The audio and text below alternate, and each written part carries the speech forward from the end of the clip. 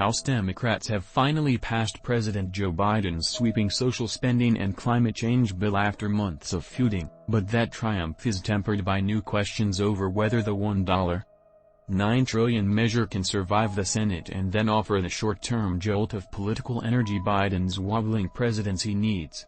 House Speaker Nancy Pelosi drove through the legislation, which had caused fierce battles between progressive and moderate Democrats, only after House Minority Leader Kevin McCarthy staged one more delay, with the histrionic filibuster-style speech that broke records and lasted more than 8 hours.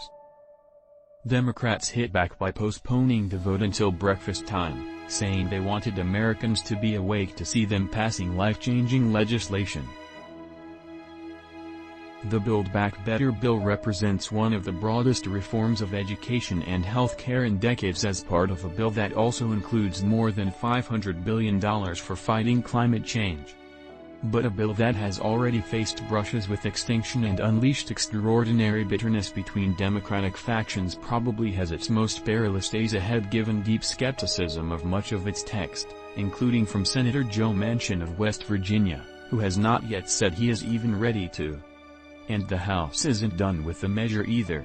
A significantly pared-down version is likely to reemerge from the Senate with provisions on paid family leave and immigration, which are cherished by liberals, expected to be cut. That could provoke a progressive backlash when an amended version returns to the House for final passage. So Biden's legacy achievement is far from assured. And it's unclear whether the massive bill will be a political winner in the short term.